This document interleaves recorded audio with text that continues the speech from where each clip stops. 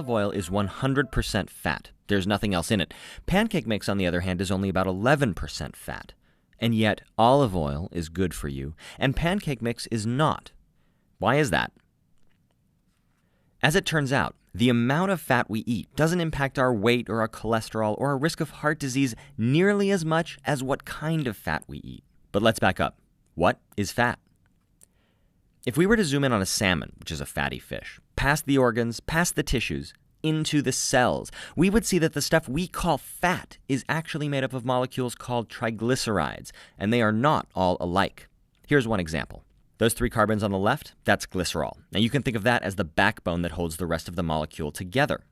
The 3 long chains on the right are called fatty acids, and it's subtle differences in the structures of these chains that determine whether a fat is, let's say, solid or liquid, whether or not it goes rancid quickly, and, most importantly, how good or how bad it is for you. Let's take a look at some of these differences.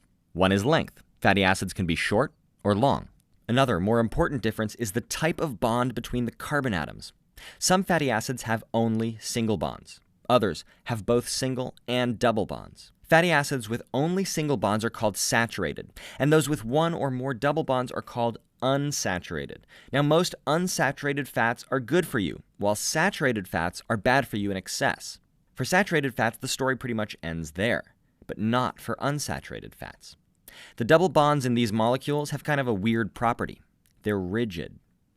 So that means that there are 2 ways to arrange every double bond. The first is like this, where both hydrogens are on the same side and both carbons are on the same side. The second way is like this. Now the hydrogens and carbons are on opposite sides of the double bond. Now, even though both of these molecules are made up of exactly the same building blocks, they are 2 completely different substances, and they behave completely differently inside of us. The configuration on the left is called cis, which you've probably never heard of. The one on the right is called trans, and you probably have heard of trans fats before. They don't go rancid, they're more stable during deep frying, and they can change the texture of foods in ways that other fats just can't.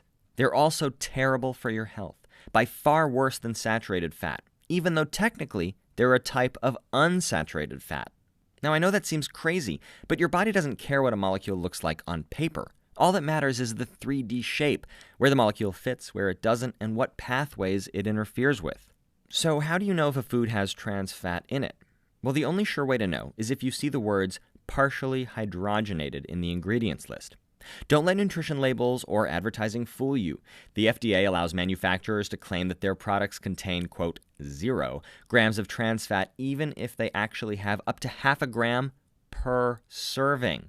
But there are no hard and fast rules about how small a serving can be, and that means you'll have to rely on seeing those key words, partially hydrogenated, because that's how trans fats are made, by partially hydrogenating unsaturated fats.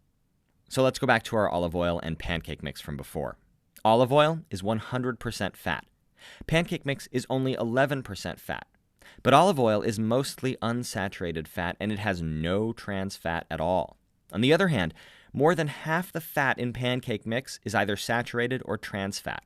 And so even though olive oil has 10 times as much fat as pancake mix, it's healthy for you, whereas pancake mix is not. Now, I'm not trying to pick on pancake mix. There are lots of foods with this type of fat profile. The point is this. It's not how much fat you eat, it's what kind of fat. And what makes a particular fat healthy or unhealthy is its shape.